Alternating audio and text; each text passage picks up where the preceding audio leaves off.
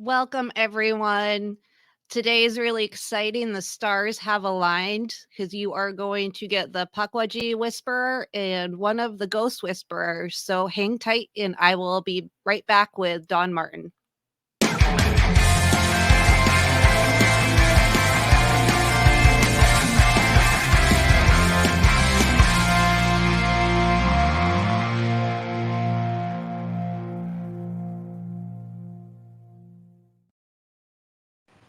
Don, thank you for coming. Thank you. I appreciate you having me on. It is my pleasure. So, the reason I specifically reached out to you is because one of the things I'm passionate about is the history of locations and the history of the humans involved. And I know from what I've seen, you do a great deal of work in regards to that. I do. When I go out to do an investigation, normal investigations, you go in there so quick, you're in and out in a day. So you're only looking for your paranormal activity there. I have just expanded that, and I'll keep going back to a location because I want to know who the spirits are, who they were in their lifetime, what they did for a living, where they spend their days, and go and find their graves and try to bring them peace if I can also. So it's been a great mission for me and my team, discovering the spirits and being able to tell their stories, because I feel like a lot of them want that. They don't want Yeah, to just. it seems like some people don't really have too much of a purpose behind like ghost hunting. Yeah. It kind of break people into like paranormal investigators and the ghost hunters. Yes. And some it's views and maybe evidence even. But other people really want to figure out some mysteries like what you're doing. I do. I love that part of it, and I have two locations that I work on doing that. But the one I go out to every 2 weeks, and I'm leaving Michigan to drive to Indiana to continue doing my work for them. We don't get paid for what we do, and never ask for money. I wouldn't take it or anything. It's just like such a deep passion, but you get a connection with the spirits of this place, because they were people. Even though they lived in the early 1800s, they're still here and they want to talk to you, but they want you to tell the right things. And I think when you're going into places and they're telling you get out and stuff like that, maybe because they're sick of us coming in and asking the same things and doing the same things. Yeah, can you knock and all Yeah. that stuff is probably gets old after a while. It's so repetitive, and I feel like people really don't think out of the box that much with it. And this was my thinking outside of the box way, and it helped us so much more, and we didn't realize how much it would affect us as a team. Like, it became so passionate that we're putting in hard work, where we're going to the historical societies and talking to people in the town, interviewing them, and gathering all this information about a location. But then you're finding out everything you can from ancestry DNA to find a grave, and doing this hard work to bring people their story. Because I feel like the people I found, I didn't realize how important they were until I found them. And then I realized, so the place I'm speaking of is called the Haunted Brookston Masonic Lodge. That's what me and my team named it with the owner, Matt. He's a really nice guy to work with. He knew he had haunting. This building was built in 1856 over in Pittsburgh, Indiana. I'm sorry, 1848 in Pittsburgh, Indiana, and moved to Brookston in 1856. This town was built around the lodge and this railroad that lays right out in front. Well, then we found out the first Masonic headmaster was so important. His name was Spencer Hart. He was the leading Masonic of the world at that time, longest serving Mason of 80 years. He filled every seat of that Masonic lodge and lived out his life happily and served his community. And we were so excited to find out that information. He was 100 years old when he died. He had the full Masonic funeral. I mean, it's just so satisfying to be able to know that how great and important these people were, and to still be able to just talk about them like they're great people, as great as a celebrity is to somebody else, is how I feel about them. Yeah, and that's, probably a story of a person's life we would not know about Yeah. otherwise. Things like that kind of get lost. Is that Yeah. what that the person that kind of started you down this path, or was there something It specific? was the second grandmaster after Spencer died. His wife came through to us, and that's what started our chain of events. Her name was Adela Bostic, and she kept calling me Adela, and then she was mimicking my voice through a spirit box. So we were like, there's something going on here. They're really trying to speak to us like they know us. So we we got the name Joseph. And then we were like, okay, let's just do a simple Google search on Joseph Bostic. And then we were so surprised to see Joseph Bostic was a headmaster of this lodge, lived in Brookston, was married to Adela. We were mind blown. And then that is what really began our journey. And we were like, there's more people here. We need to talk to them all. We want to find all of you and, share your story like you want it. So Yeah, absolutely. I'm looking up Adela's birthday. Her and Joseph were married and moved here from the East Coast, and they both are buried together in this small cemetery. It only had about 15, 20 graves in there, but it was in between two houses. We thought it was just an empty lot. So, I mean, some of these are very challenging to find, but when it's like the gift that keeps on giving, you go there and then you're seeing more people that belong to that lodge, because I had a Masonic temple marking. So we would Google it, like, what lodge did they belong to? Were they there? No. Okay. Adela, she was a member of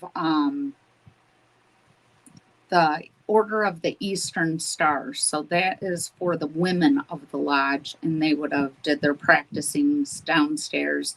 The men would have had the upstairs. There was other ties and people coming through so much, we had to start questioning what else was going on.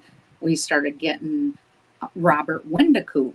So we found out Robert Windecoop was one of the first pharmacists in town, and they rented a room in that lodge, and they used that for their pharmacy. And that was all going on during the time of the War of 1812. Battlefield Lane was fought 5 miles away. That's where everybody's buried. So it's like they were coming in there by the loads. And then the Civil War was there. So we just feel like the pharmacy probably then turned into a makeshift hospital. So I'm sorry. There's a interesting synchronicity. So I just made a video this morning about someone from my hometown that ended up in Michigan during the War of 1812. So, Really? yeah. Down at the River Raisin battlefield. He was at Fort Mackinac on Mackinac Oh, right Island, by my house, 5 minutes away. and he was born in my hometown. Oh, wow. Gives me the chills. Yep. Dr. William Beaumont, if you want to look him up. I I will. I would love to go and visit him at his grave, even. He's probably at one of our older cemeteries called Woodmere. Does that sound right? So I actually looked into the burial site of someone involved in his story, and they were buried in Canada. I didn't look into his burial site, but there is um like a plaque and a statue of him somewhere in that Mm-hmm. area. I'm gonna. So What was his name one more time? Dr. William Beaumont. Okay. I love a new little discovery like that. Um,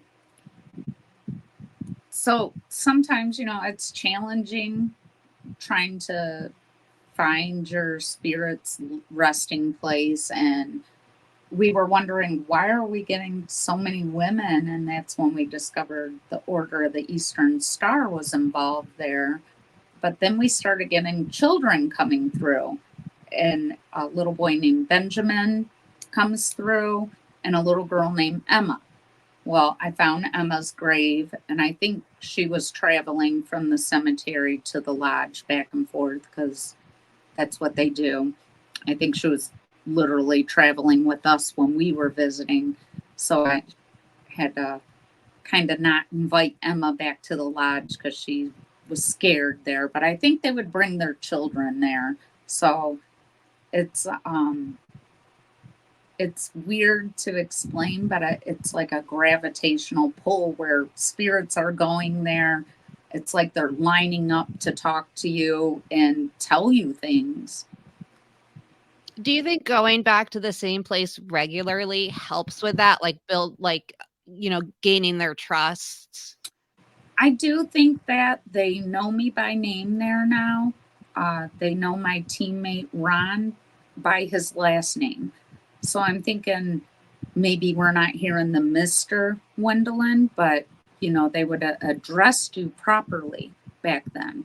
And he's Mhm. always trying to speak to them in their grand room upstairs. I keep calling it a ballroom because I was unsure. It just looks so grand. That's what we call it. And there's a music player up there. They don't like when you play music. They'll cuss you out over playing records for them. But I think it's more of a they don't have respect for women in Mhm. that building, but they never had respect for women. Right. Uh, in the downstairs, the women love me. They come through, they love to chat. You can hear their disembodied voices where I think it's somebody coming in the front door.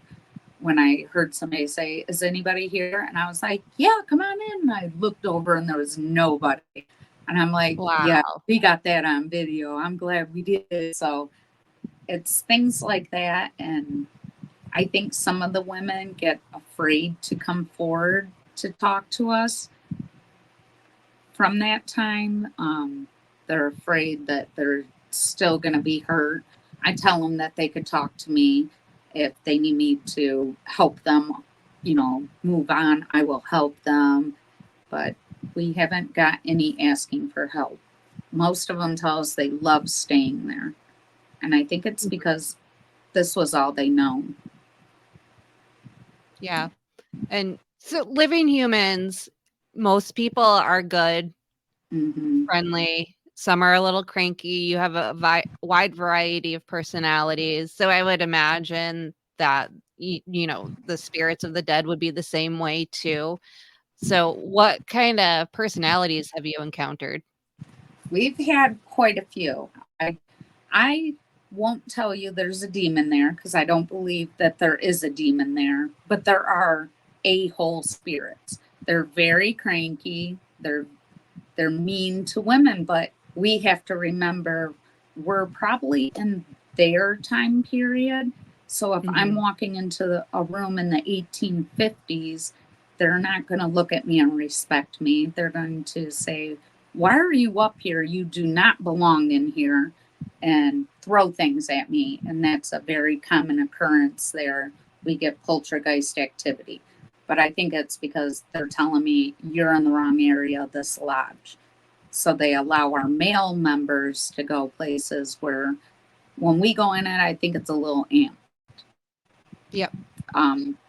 We have women's spirit there named Brittany that is in love with the owner. She comes through and tells him kisses and love you, but she's possessive. And he's like, Brittany, I got a wife, but all jokes aside, she's a very possessive spirit over him. And I'm like, that's not cool. She doesn't like to speak to anybody, but when he's there with us, she'll come through in her What if voice. his wife came? Has that We ever happened? tried that. So we actually just did that last week. We investigated with the owners for like 6 hours.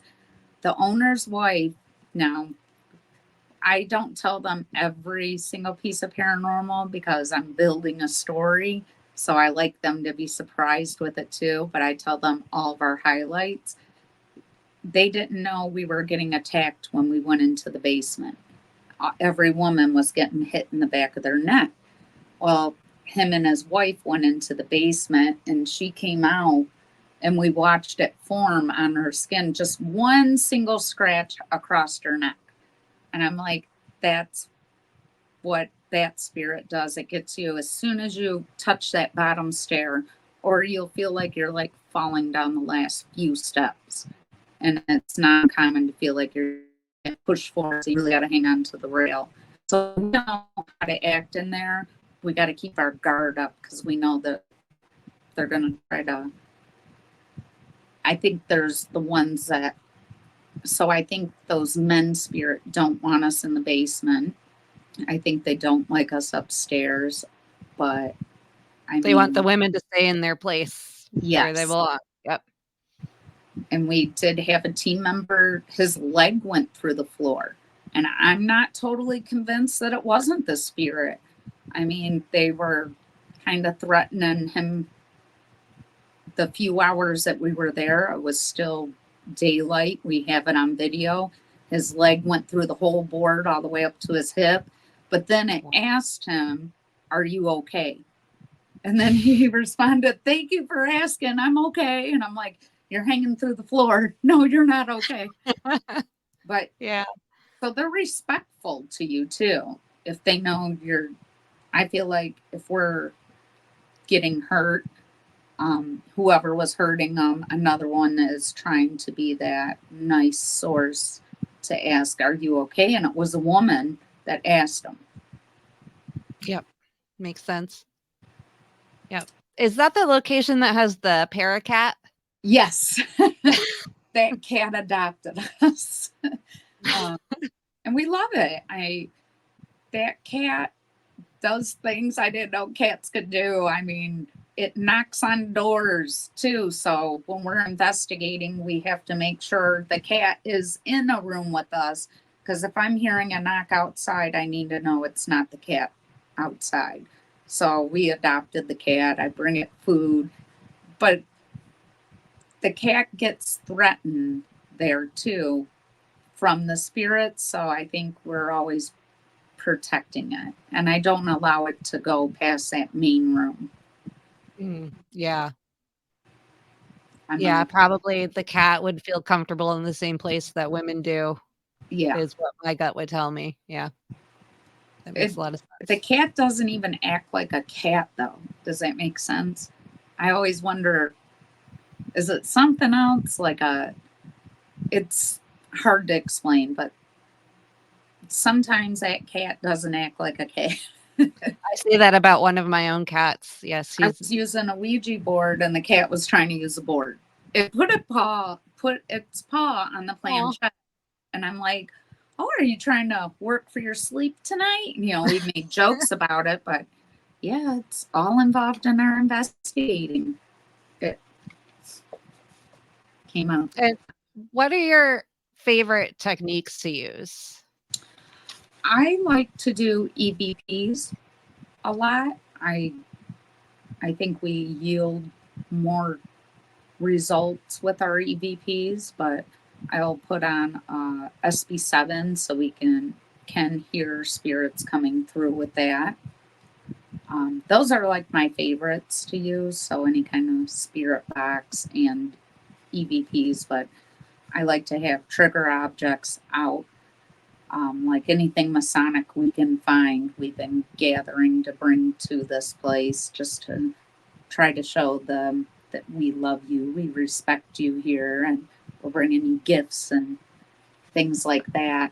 Um, we we used K2 meters there because that is the spirit's favorite thing to communicate with, and people argue with me on this one, but I could put it on a cardboard box with nothing inside the box and no electricity around and do my yes and no questions, and it will light it all the way up to red for yes, and it'll light it up to like the first two lights for no's. So we start at our baseline.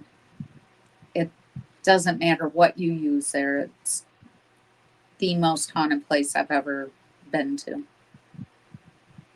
Eh, You had mentioned 2 places you go regularly, Yeah. correct? The other one is the Beale Manor. That is in Fremont, Ohio. And one of the presidents, I'm trying to think, President Hayes was actually buried across the street like kitty corner. So if you're on the porch, you could see the president. It's a twofer kind of thing. Um, that place was owned by the Wolf family. They had a piano business and another jewelry business in town, and they decided to sell their home, move to Illinois. And another family had bought it, Daisy and her husband. They both died in the house, but Daisy's mother did also. We found out recently she came to the house, she walked across the threshold and had a heart attack.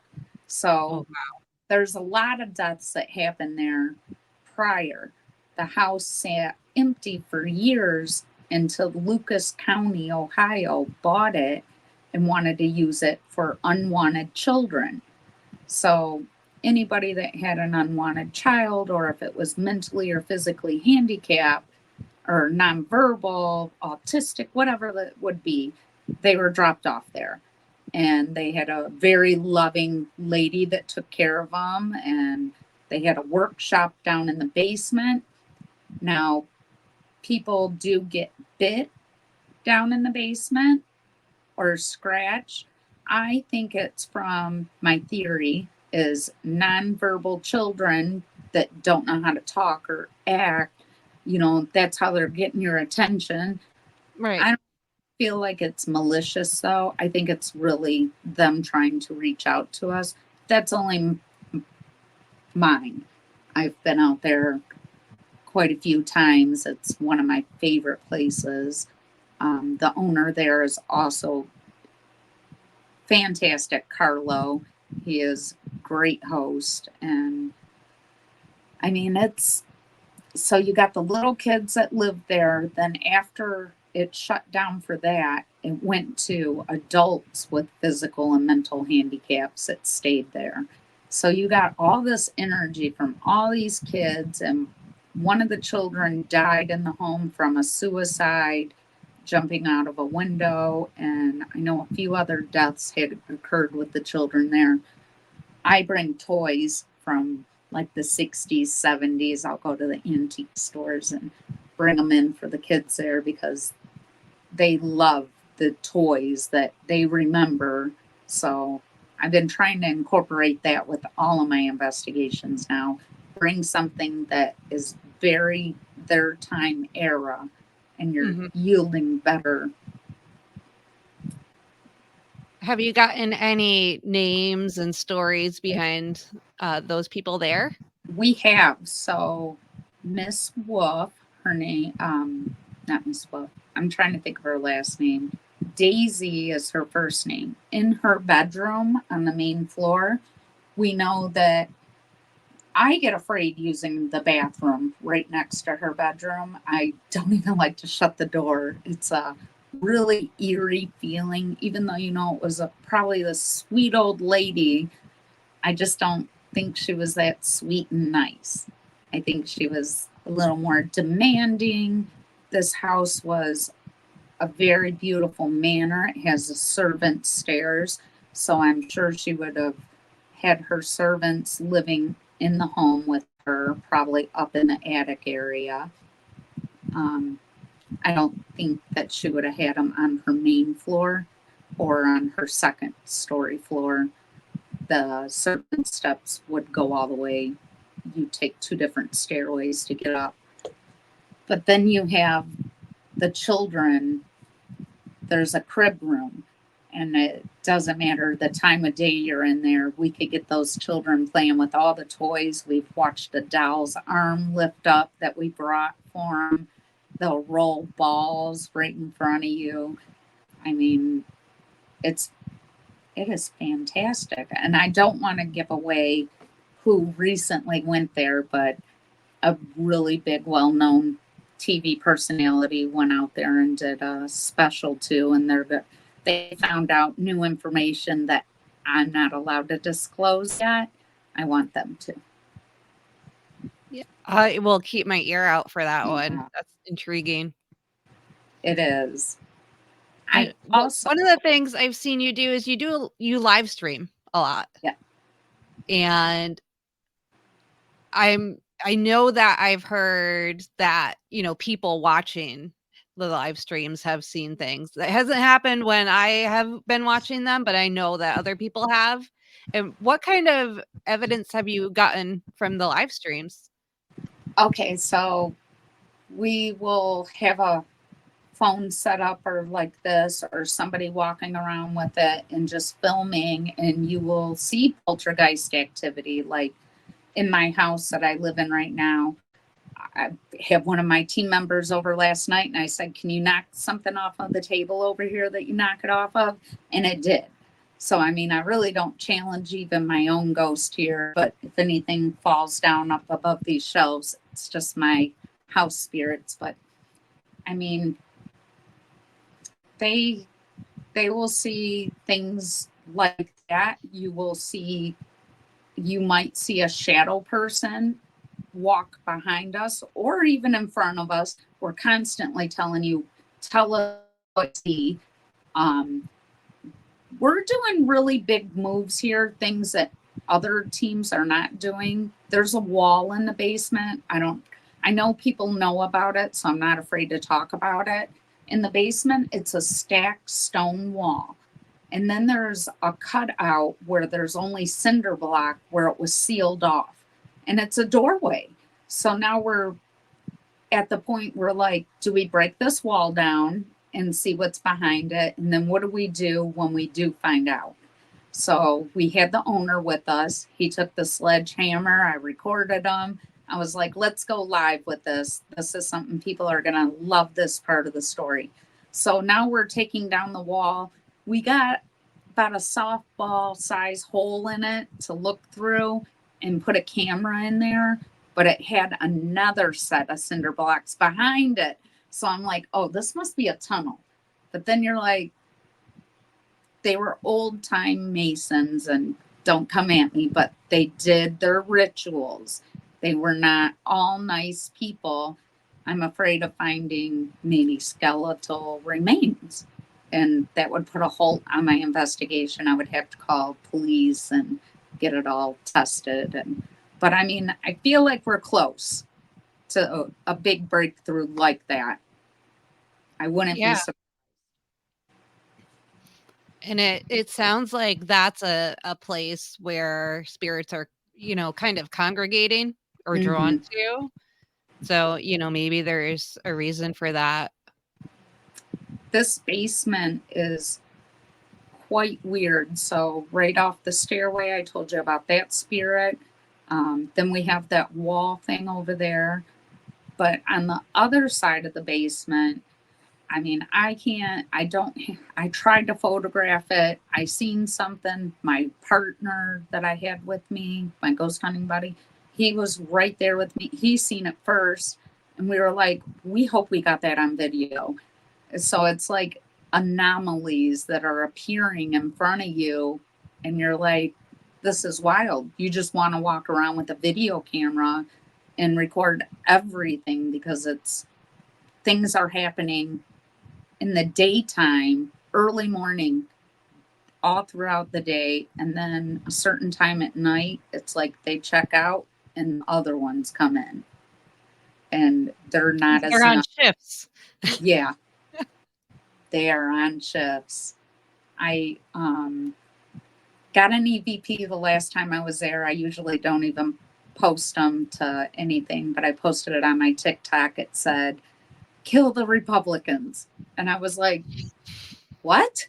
I must have listened to it 1,000 times, but then you got to think, during the wars, it was very political. They were fighting for freedom, and they they probably did say these, but I know a lot is a residual haunting, and we're capturing it, and that's exciting too, to keep getting the same thing, to Mm-hmm. find out why they want to kill the republic. And then we got another one that said something about shots being fired. Well, it was a war zone. So I'm like, this is great.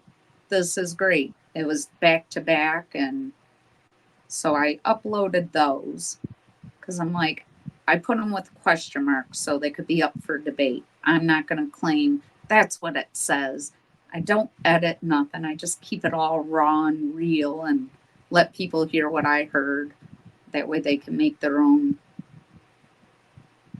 Yeah. And so it's a Masonic lodge. So It is. there's a lot of stonework. Yes. And a lot of people think that certain types of stone, can hold kind of the residual energy a bit Mm-hmm. better. Do you happen to know what kind of stone is in that building? Limestone. Limestone. Interesting. You've gone down this Yeah, theory I went before, down this that road? road too. Yeah. It's too many coincidences lining up. So I actually talked to somebody, a celebrity, recently about coming out to the lodge and them investigating because they're a psychic. I'm like, I really think that you're going to get things that I haven't, but I would really like for you to contact these people too. I mean, I just want to know more, and you can't help but wonder. I mean, I'm obsessed. I am literally obsessed with dead people, wanting to know how they were when they were alive and what their story was and what did you like to do for fun. And it's exciting, and they want to tell you. You just got to ask them questions. I think Yeah. people get stuck in the loop. They're in their own loop. Like, say, what did you do for fun? Did you play checkers? You, think of something new instead of the same old same. Right. Yeah. Yeah, really, get to know who they are aside from, like the evidence you're capturing.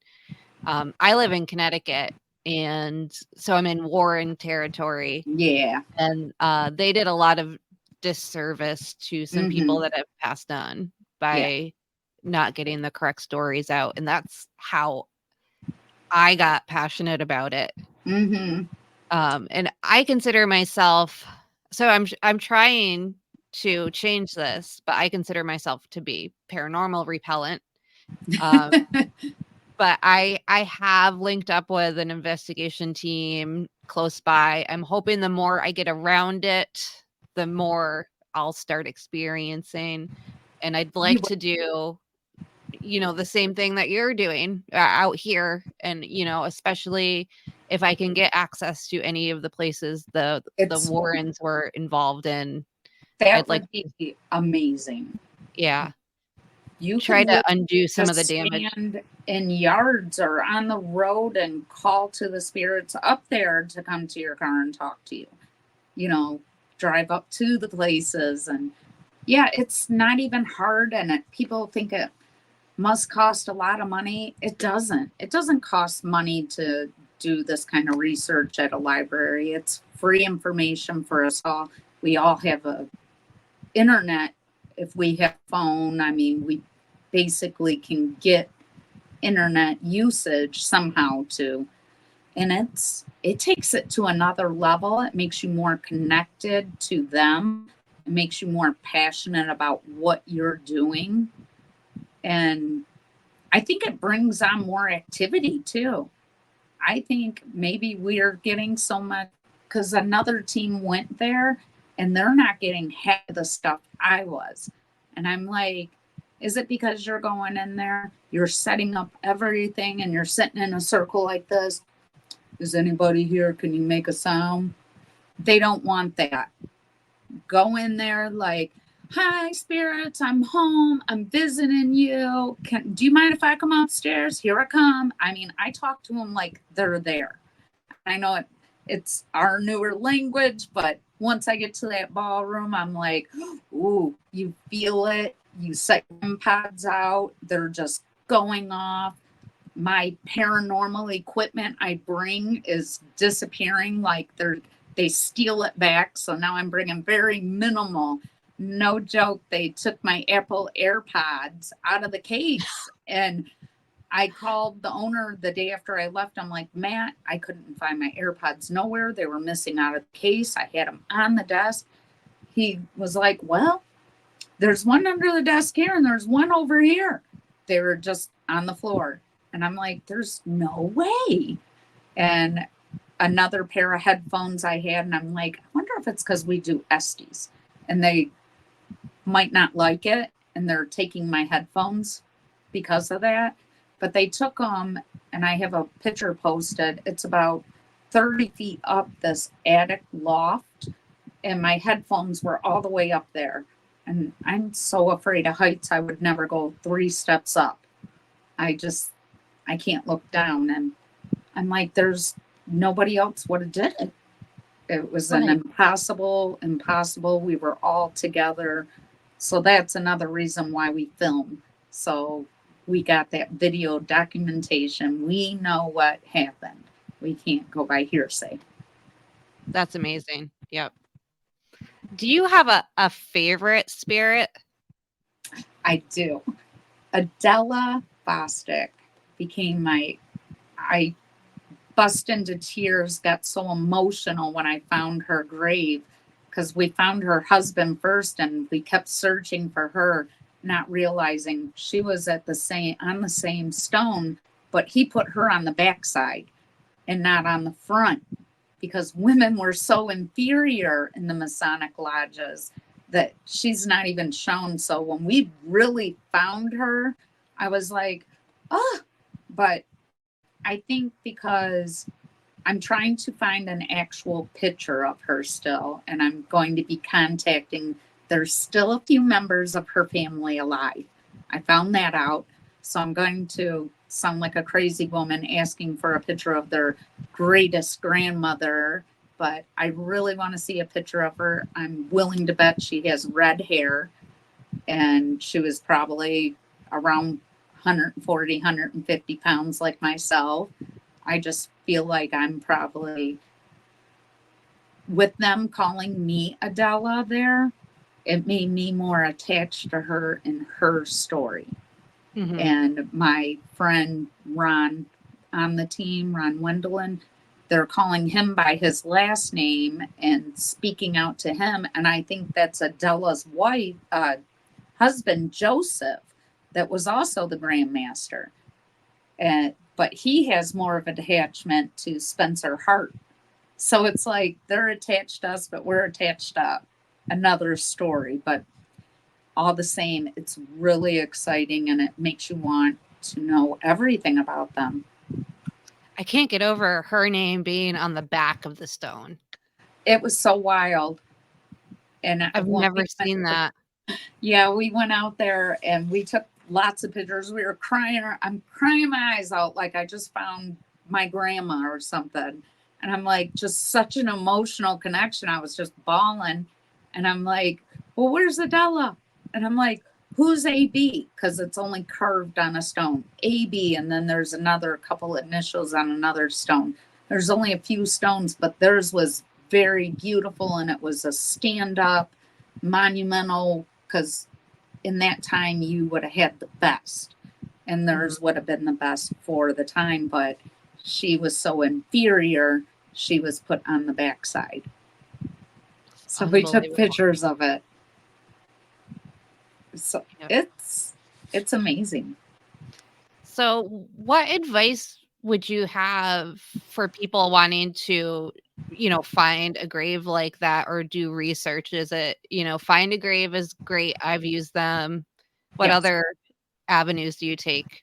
So if I know the city that somebody had passed away in, I can do a quick search at their library online, or I'll just start hitting their cemeteries in town. Make a list of it, call them. It's better than driving there and then ask them. I know this sounds odd, but I'm looking for somebody by this name. It would have been probably between this year and this year. Like, give them even a 50-year range, and they're able to pull up everybody from that name. And usually they have a historical part of the cemetery where these people, and if they're not historical, they can still pull them up, and it's easier to find the newer. But I would say do it. It's so rewarding. It's the best feeling ever, getting to know where they're at and how to communicate with them in a different way. I feel like it's a more respectful. Yeah, I kind of do the opposite. I volunteer at a cemetery, Oh, and I there is love a it. historical section, and I will write down the name off of stones and then go home and, try to figure out more I about love them. that. That's amazing. Yeah, We and it's interesting for sure. Just so everyone's life is interesting. It is. Uh, Everybody has a more interesting life than you. Um, I don't judge one paranormal journey with somebody else's, because we're all on our own journey with it. We're all going to investigate a little bit different. And I don't think anybody's right or wrong for trying to make their own hypothesis. I don't think they're wrong for trying to make conclusions, theories. I encourage it. I encourage you to try everything that you can to see if you're getting the same results every single time, trying it different ways. I mean, it's about experimenting and finding your niche. Yeah, absolutely. Yeah. Mhm. So if people wanted to watch your live stream, where can they do that? You can find me at the Ghost Whispers on Facebook, and we also go live on our TikTok, the Ghost Whisperer page. I go live on my personal page, Dawn Martin, a lot because I'm always doing some spooky stuff every weekend, always staying busy. But we we investigate quite a bit, so about every other weekend we're out. I have a team member in Germany right now, so she's been going live every day from a different country, and she's going to end her trip with the Holocaust over there. So, I mean, all week long we're going live still, and it's fun. And you have passed on the legacy of this to your daughter. She investigates with you too, right? I did. So, my daughter has been investigating since she was about 10, 12, because I've done this for so long. As soon as she hit 18, I had her join the team with me. And before she even joined a team, she was working at a local insane asylum with me doing paranormal tours. So she had Eloise Asylum as her first investigation as a Oh, real, yeah. I know that yeah. name. And Yep. then she went to the Hinsdale House as her first paranormal team investigation. Me and her were on a few teams together, and then it came up where I could have my own team. Our owner of our team was just moving out of state. So it was like, oh, okay, well, I'll just take over the team. And it was perfect. So we love it. And I think it's great when you can do something like that with your kids and they share that interest. She's really good at evidence review. She will spot the odd thing in a picture. She's very good about finding shadows or pulling out EVPs. just at And that's the part paranormal that a lot stuff. of people seem to not like as much, and that takes a lot of attention to detail and patience. That's impressive. Yeah, I mean, if you got 5 cameras going and you got to think, well, right there for 1 hour of that camera time, that's 5 hours. So I try to limit what I have to review versus having tons and tons of it. But I think by us doing our lives or recording it, I'm able to go back and watch for things that are happening during it. And I think you should document everything, but don't be money hungry, famous in the paranormal. There's no money to be made here. It's it's all about passion. Yep. Yep. No money to be made in There's podcasts no and YouTube either for most people, just to put that yeah, out. This is a passion project for me as well. right. Yeah, I see a lot of people joining our community thinking they're making money. Let me join along. And I don't want to discredit all these people that paved the way for even myself. I mean, there are some great legends just in my neck of the woods that I 100% look up to and fangirl over it, where somebody else would be like, who is that? I don't, but I relate to that a lot. There have been times where, I've been about to like interview someone and I tell my friends and they say, who? And I'm like dying over here having like a celebrity shock that I get to meet these people and then my friends have no idea who I'm talking about. So I understand that a lot. exactly. Even Carlo, the owner of the Beale Manor, I took a picture with him yesterday at Paracon and acted like a fangirl. And I'm like, I've been to your place a million times, but I'm acting like I'm brand new. But, I bought he had a picture hanging up in the Beale Manor of the Beale Manor, and he had wood put inside of it. And one of them he put in a cross shape. And I was like, I want that. And he was like, well, you could take it. I'm like, oh, I already locked the door and locked myself out. I'm like, I'll see you again. So I'm going back again in July. This will be my second time back this year doing a weekend trip. We were down there in February. So we're every 4 or 5 months spending a weekend at Beale. I feel like there was another day we went, but I've been really wrapped up in the lodge. Yeah. Yeah, It's you have your buddy there. yeah. I've got Adela. So they demand your attention. It's almost like they call you back. The owner will call me and say, listen to this. They're saying your name on the spirit box, Dawn. And I'm like, this is wild. I got to come back. So, Yep.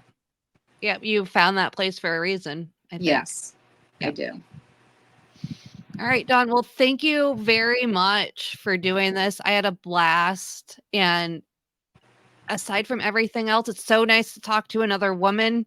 Yes, My hobbies bring me to speaking to a lot of men who are all great, but it's not the same. So it's not. We got strong women out here in this field that are pushing forward and doing big moves and great things. And shout out to all of them great women. And you. absolutely. Yes. Yes. And like I said at the beginning, we have the Pukwudgie Whisperer and one of the Ghost I know. Whisperers. I It's a love very it. special day. It is such a great thing. I love the coincidence. Yes, it was great. And the War of 1812 Michigan thing, just too weird. It is. My coincidences have been coming in twos. So it was a full circle for me. Something for me to tell my team. I'm like, whoa. Yeah. So everybody go check out Dawn's live streams and see what you can see there. Thank you. Thanks for joining Dawn again. Bye-bye, everyone. Bye.